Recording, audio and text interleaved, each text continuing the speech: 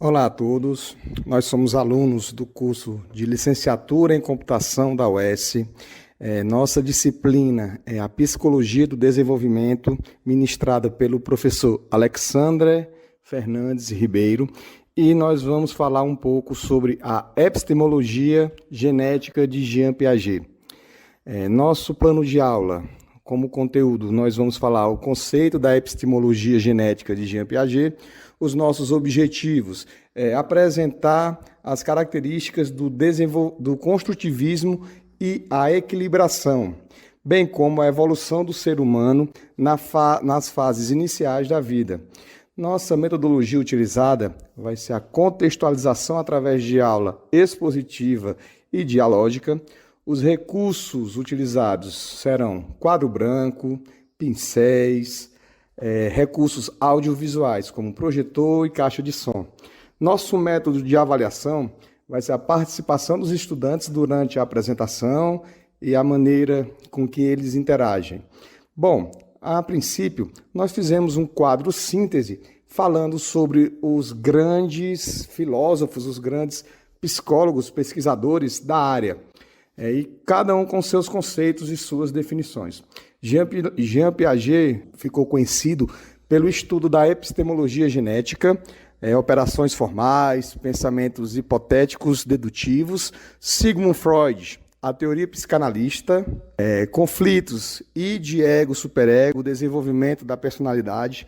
Anna Freud, a teoria da recapitulação, que é o mecanismo de defesa, fases psicossexuais.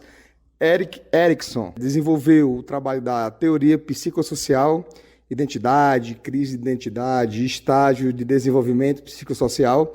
O Vygotsky, a psicologia histórico-cultural, zona de desenvolvimento proximal, mediação sociocultural.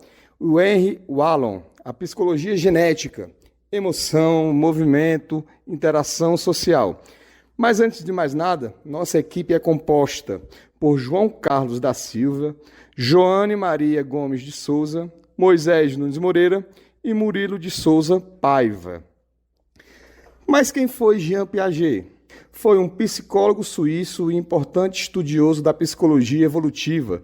Revolucionou os conceitos de inteligência infantil, que provocou mudanças nos antigos conceitos de aprendizagem e educação. Ele foi psicólogo e pesquisador de pedagogia, nasceu em 9 de agosto de 1896 e faleceu no dia 16 de 9 de 1980. A sua obra-prima, por assim dizer, a sua grande pesquisa, foi a epistemologia do conhecimento. Mas o que significa epistemologia? Epistemologia é uma palavra grega composta por episteme, que significa conhecimento, e logia, que significa estudo. Lógico, juntando as duas palavras, a epistemologia significa o estudo do conhecimento. É uma área da filosofia que visa o estudo e a formação do conhecimento, fazendo comparativo entre a ciência e o senso comum e validando o saber científico, dentre outras questões. Bom, pessoal, dando prosseguimento aqui à nossa aula, vamos primeiro ouvir essa música do Chico Buarque. Ele escreveu essa música quando tinha 3 anos de idade, em 1947. Vamos ouvir. Foi composta em 1947.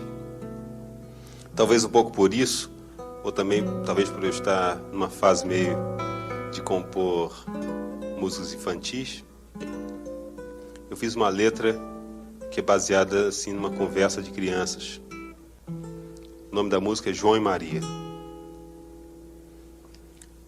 Agora eu era o herói e o meu cavalo só falava inglês. A noiva do cowboy era você, além das outras 3. Eu enfrentava os batalhões, os alemães e seus canhões.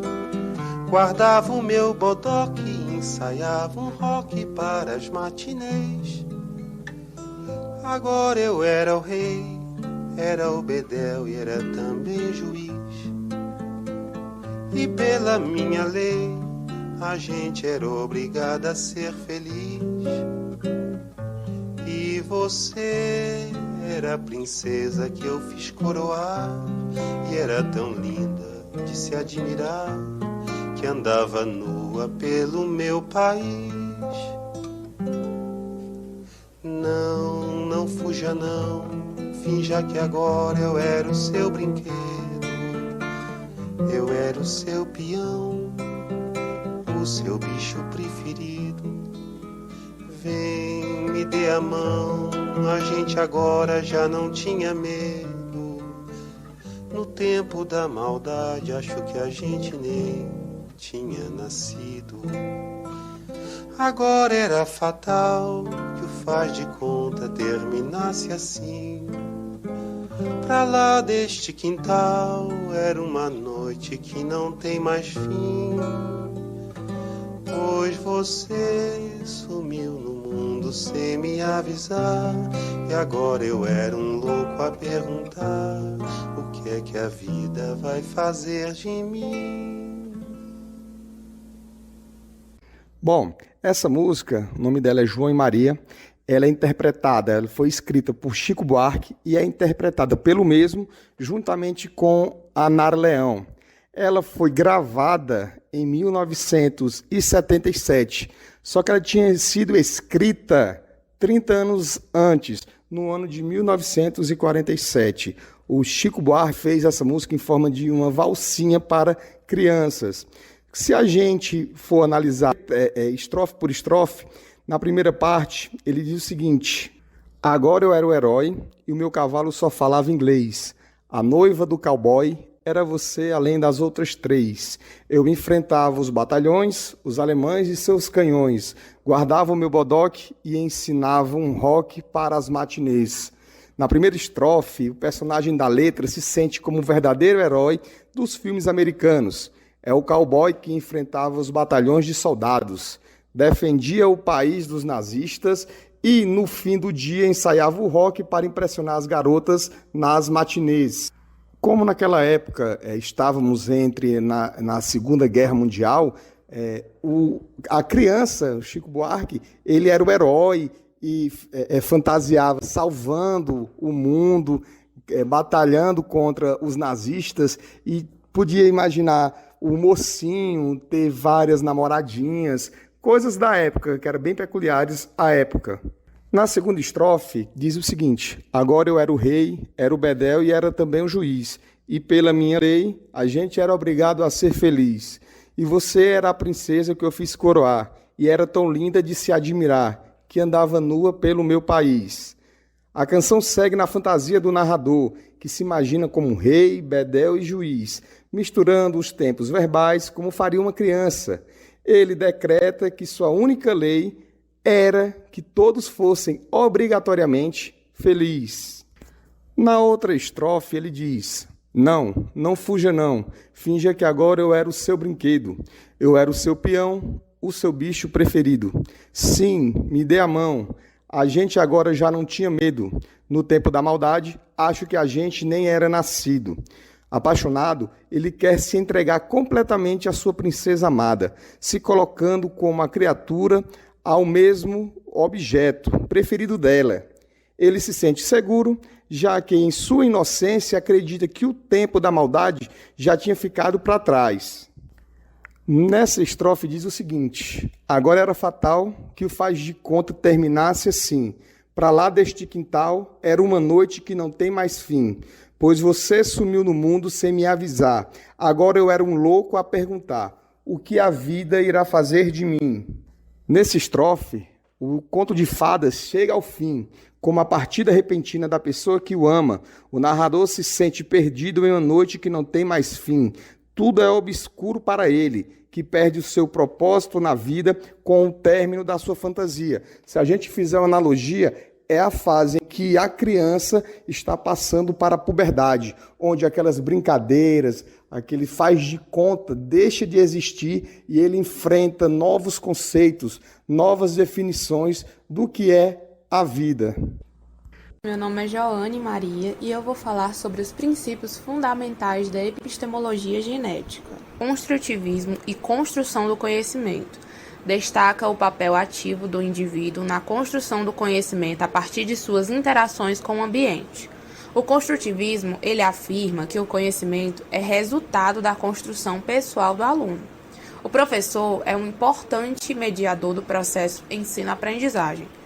A aprendizagem, ela não pode ser entendida como resultado do desenvolvimento do aluno, mas sim como o próprio desenvolvimento do aluno. Adaptação, assimilação e acomodação são os processos pelos quais o indivíduo assimila informações ao seu esquema mental existente e modifica esse esquema para acomodar novas informações. Equilibração. Busca por um equilíbrio cognitivo. Representa a busca por um equilíbrio entre assimilação e acomodação, promovendo o desenvolvimento cognitivo. O desenvolvimento cognitivo ele está relacionado à nossa capacidade de aprender, reter informações e responder aos desafios cotidianos e saber lidar. Tal processo não é estático, mas continuamente aprimorado, desenvolvido ao longo de todas as fases da vida, da infância até a velhice. Interação sujeito-objeto no processo de aprendizagem. Refere-se à relação dinâmica e recíproca entre o indivíduo que aprende, o sujeito, e o conteúdo, material ou contexto que está sendo aprendido, objeto. É uma teoria que permite ao sujeito interpretar o mundo em que vive. A epistemologia genética defende que o indivíduo passa por várias etapas de desenvolvimento ao longo de sua vida. O desenvolvimento ele é observado pela sobreposição do equilíbrio entre a assimilação e a acomodação, resultando em adaptação. Piaget propôs que o conhecimento ele é adquirido através da interação do indivíduo com o ambiente em que vive, ou seja, o ambiente influencia no seu conhecimento. Um dos exemplos mais famosos que Piaget vai utilizar, ou que as pessoas utilizam quando falam de Piaget, é o exemplo de uma criança que vê pela primeira vez um cavalo. Então, na cabeça dela, ela tem a seguinte concepção: todo animal que tem 4 patas, pelo e focinho é um cachorro. E essa concepção ela ocorre até que a criança veja pela primeira vez um cavalo. Aí ela vai ter o desequilíbrio, ou seja, o que ela sabe é diferente do que ela está vendo. Ela vai questionar e vai assimilar. Então ela vai falar que aquele cavalo é um cachorro. Afinal, é um animal com 4 patas, pelo e focinho. E nesse momento, ela tenta assimilar o que ela sabe com o que ela está vendo. Aí vem um adulto, normalmente, e corrige. Não, isso aí não é um cachorro que você está vendo, é um cavalo. E é aí que começa a aprendizagem. Olá a todos, meu nome é João Carlos. Iremos dar continuidade agora à nossa aula sobre o estudo da epistemologia genética do Jean Piaget. Falaremos agora sobre os estágios do desenvolvimento cognitivo. Estes estágios foram definidos por Jean Piaget de acordo com a fase de desenvolvimento e crescimento das crianças até a fase adolescência. O primeiro estágio é o sensório-motor, que vai de 0 a 2 anos. Neste estágio, as crianças exploram o ambiente por meio dos sentidos e ações motoras. Elas desenvolvem a noção de permanência do objeto e adquirem habilidades básicas de coordenação sensório-motor. Nessa fase é comum a gente ver as brincadeiras da criança, quando bebê, com um objeto que ela está aprendendo a conhecer. Ela vai pegar, ela vai colocar na boca, ela vai soltar esse objeto. Quando o objeto sai da sua vista, ela acha que perdeu o objeto. Então o adulto apanha esse objeto e mostra para a criança e ela se surpreende, fica feliz, sorri, porque ela está aprendendo que o objeto permanece mesmo quando não está na vista dela. O próximo estágio é o estágio pré-operatório, que ocorre entre 2 e 7 anos. Neste estágio, as crianças desenvolvem a capacidade de representar mentalmente objetos e eventos por meio do pensamento simbólico. No entanto, elas ainda são limitadas pelo egocentrismo, que é a dificuldade em considerar pontos de vista diferentes do seu próprio, e pela falta de compreensão das operações lógicas. Nesta fase é comum as crianças serem egoístas, quererem atenção somente para elas, estar todo o tempo chamando a atenção, querer que os pais e os parentes mais próximos tenham um contato todo o tempo com ela, abraçar, dar atenção, falar com ela. É normal a criança tentar interromper a conversa dos adultos para chamar a atenção para si, porque ela ainda não tem a capacidade suficiente de desenvolver que, mesmo ela não sendo o centro da atenção naquele momento, ela faz parte daquela rotina. Ela está envolvida naquele meio. Logo em seguida, vem o estágio das operações concretas, entre os 7 e 11 anos. Nesse estágio, as crianças adquirem a capacidade de pensar logicamente sobre objetos e eventos concretos. Elas são capazes de realizar operações lógicas reversíveis e de compreender a conservação de quantidade, comprimento, massa, dentre outros conceitos. Ou seja, ela vai passar a entender melhor de forma mais concreta a matemática, a geometria, entre outros assuntos. Em seguida, vem o quarto e último estágio, que é das operações formais, que ocorre normalmente a partir dos 11 anos em diante. Nesse estágio, as habilidades cognitivas das crianças se desenvolvem para além do pensamento concreto. Elas adquirem a capacidade de pensar logicamente sobre conceitos abstratos e hipotéticos. Essa etapa marca o desenvolvimento do pensamento científico e filosófico. Por exemplo, a partir dessa fase, as crianças compreendem melhor o que são ironias, o que é o senso de humor, entre outros. É importante enfatizar que esses estágios não são metricamente calculados e medidos por idades. Essas idades são apenas uma referência. Cada criança, cada sujeito tem o seu próprio desenvolvimento, cada ser humano tem a sua própria evolução. E isso pode mudar, desde que as etapas não sejam puladas. Uma pessoa não pode pular a etapa de aprendizagem inicial para a etapa 2, ou voltar, retroceder da etapa 4 para a etapa 3 e vice-versa, certo? Porque isso não é possível, porque à medida que o ser humano vai desenvolvendo o conhecimento e a capacidade genética de tais habilidades, ele vai sempre evoluindo gradativamente. Umas pessoas mais rápidas, outras pessoas mais lentas. Mas todos vão evoluindo de acordo com essa cronologia. Durante o processo de aprendizagem na epistemologia genética, o Jean Piaget explica a assimilação e a acomodação, que é a construção do conhecimento. É um processo fundamental para a construção do conhecimento, como o sujeito organiza suas experiências.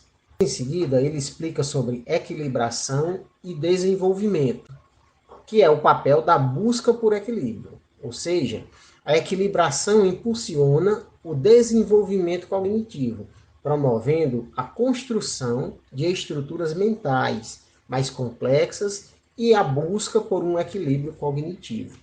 Aqui nós destacamos as contribuições e críticas à teoria. Como contribuições do desenvolvimento, essa teoria nos traz a compreensão do desenvolvimento humano, a orientação para a prática, a identificação de fatores influentes.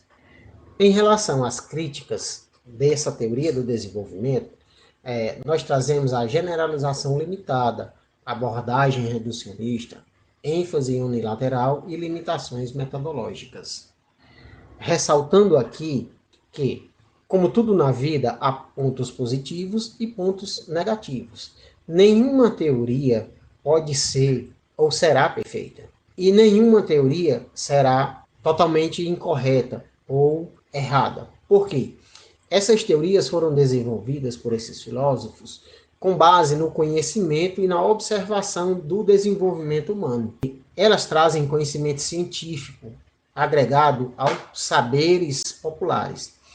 Isso, com o tempo, vai sendo desenvolvido e melhorado.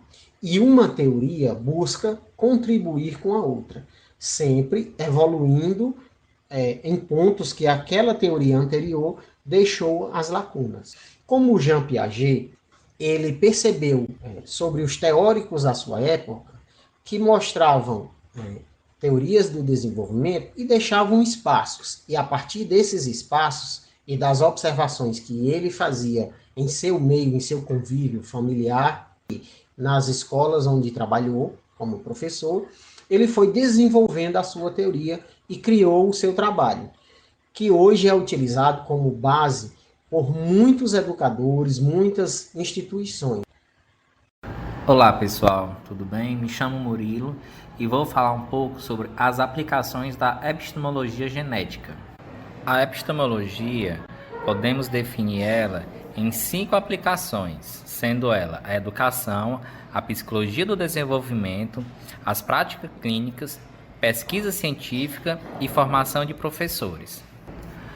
A educação oferece insight sobre como as crianças constroem o conhecimento, permitindo aos educadores adaptarem suas práticas pedagógicas para atender às necessidades e estágios de desenvolvimento dos alunos.